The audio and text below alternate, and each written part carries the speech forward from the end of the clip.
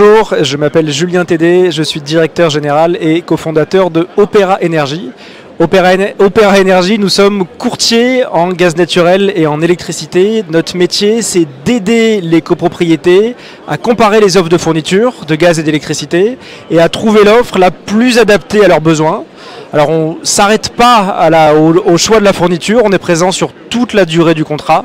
On joue un peu le rôle de gestionnaire énergie, c'est-à-dire qu'on va répondre à toutes les questions sur le prix de l'énergie, sur la réglementation, sur les taxes, sur les clauses contractuelles. Et on joue aussi le rôle de métronome, c'est-à-dire qu'on va aller, pour les copropriétés qu'on accompagne, on va les prévenir de leur date d'échéance de contrat et on va les prévenir à quel moment il faut commencer à renégocier leur contrat.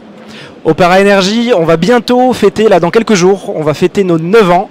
On est 150 salariés, notre siège social est à Lyon, on est actif sur toute la France et depuis notre création, il y a donc 9 ans, on a accompagné un peu plus de 10 000 copropriétés. Qu'est-ce qu'on apporte de nouveau au marché de la copropriété? Eh bien déjà on a contribué à créer, on a grandement créé ce métier de courtier en énergie parce qu'on l'a importé en France au moment de notre création en 2014. Et ensuite, nous évidemment, la première chose qu'on apporte aux copropriétés, nous on se définit comme des experts de la mise en concurrence. Donc ce qu'on apporte, c'est un gain de temps. Faire appel à Opera Énergie pour mettre en concurrence ces contrats de fourniture de gaz ou d'électricité, ça peut se faire en quelques jours ou en quelques heures. On apporte aussi évidemment un gain économique, un gain financier. Alors attention, c'est pas toujours un gain par rapport au budget précédent, en particulier avec la crise qu'on a traversée, c'était très rarement un gain par rapport au budget précédent, c'est un gain par rapport au budget qui aurait été négocié s'il n'y avait pas eu une mise en concurrence ou s'il y avait eu peut-être une autre mise en concurrence. Mais ce qu'on apporte aussi, nous on a tendance à dire que notre métier, c'est de simplifier l'énergie des copropriétés. Aujourd'hui, les copropriétaires, les membres de conseils syndicaux, les gestionnaires de copropriétés, ils traversent depuis un an, depuis 18 mois, une crise de l'énergie qui est très dure, qui fait exploser les charges et qui rend ce marché de l'énergie encore plus complexe qu'il l'était avant. Donc nous, notre métier, c'est de répondre aux questions, de faire de la pédagogie et de produire ce comparateur qu'on essaie de faire le plus clair possible et qui au moins ait une trace claire et lisible de comment le choix du contrat a été fait. Donc je dirais qu'au final, ce qu'on apporte, c'est l'assurance que le choix du contrat de fourniture de gaz ou d'électricité a été fait, que ça a été un choix éclairé. L'actualité, alors plutôt que de parler de l'actualité de Opera Énergie, je vais essayer de vous parler de l'actualité qui intéresse beaucoup de copropriétaires, l'actualité du marché du gaz. Alors je ne suis pas venu avec ma boule de cristal, mais on peut essayer de voir dans quelle direction va aller le marché du gaz dans les mois et dans les années à venir. Pour voir ça, il faut déjà comprendre comment est-ce qu'on a passé cette crise. Il y a un an, on avait encore peur d'une rupture de gaz et on pensait que l'Europe et la France pourraient ne pas passer l'hiver 2022-2023. Heureusement, on l'a passé et on l'a passé pour deux raisons principales. La première, c'est qu'on a consommé moins. Globalement, l'Union européenne a baissé sa consommation de gaz de 12%. C'est considérable. Globalement, la consommation de gaz de l'Union européenne a baissé de 500 TWh. C'est l'équivalent de la consommation de la France. Donc la première raison, on a consommé moins. Et la deuxième raison, on a réussi à se passer de gaz russe.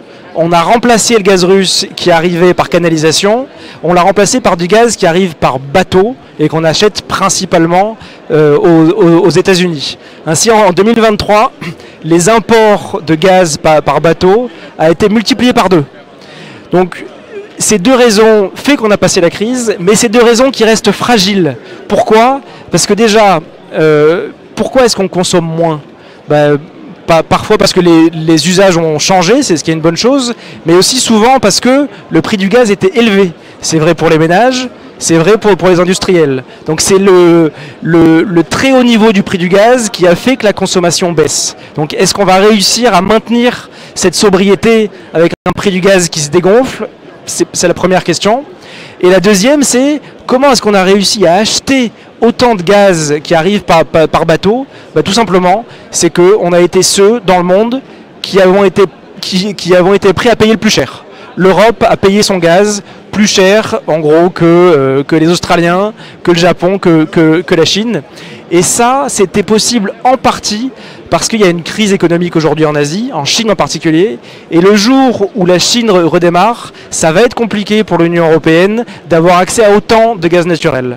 Donc oui, on a passé la crise, mais pour deux raisons qui sont fragiles et qui nous font dire que peut-être que la fin de la crise n'est pas si proche que ça et qu'on rentre dans une sorte de nouveau monde où le gaz serait plus ou moins condamné à être malheureusement relativement cher. Alors côté électricité, là c'est des raisons qui sont moins géopolitiques et plus franco-françaises.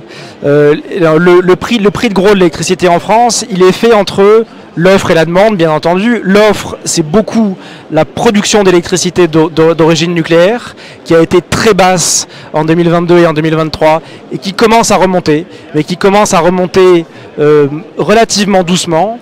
Et face à ça, on a une demande qui explose, et on a surtout une demande qui devrait continuer à croître énormément dans les années à venir, parce qu'on électrifie tout. C'est-à-dire qu'on passe de la chaudière à gaz à la pompe à chaleur, on passe de la voiture à pétrole à la voiture électrique, les industries électrifient tous les usages. Donc dans les années à venir, on va avoir une demande qui va croître de façon très forte. Et face à ça, on n'est pas encore certain d'avoir la capacité de produire assez d'électricité. Donc le marché de l'électricité, pour des raisons bien françaises, dans les années à venir, il devrait être peut-être encore plus tendu que le marché du gaz. Le mot de la fin, un petit conseil, plutôt que donner un petit conseil, je vais en donner 3 pour les copropriétés qui veulent bien gérer leur contrat de gaz naturel et d'électricité. Le premier conseil, c'est anticiper. N'attendez pas la fin de vos contrats pour étudier leur renégociation. Généralement, il faut savoir à quelle date vos contrats de fourniture de gaz et d'électricité s'arrêtent et commencer à réfléchir à leur renégociation 1 an avant. La deuxième raison, c'est, bien entendu, mettez en concurrence. Le meilleur moyen pour s'assurer de payer entre guillemets le juste prix de gaz ou d'électricité, c'est de mettre vos contrats en concurrence. Et le troisième conseil, vous me voyez venir, vous allez dire que je ne suis pas objectif, vous aurez raison. Le troisième conseil, c'est faites-vous accompagner, si possible par un courtier en énergie, si possible par Opéra Énergie. Pour ça, c'est très simple. Sur Internet, vous nous trouvez très rapidement, opéra-énergie.com. Et normalement, en quelques clics, vous trouverez un expert qui sera à votre disposition pour vous aider dans ce marché complexe qui est le marché de l'énergie.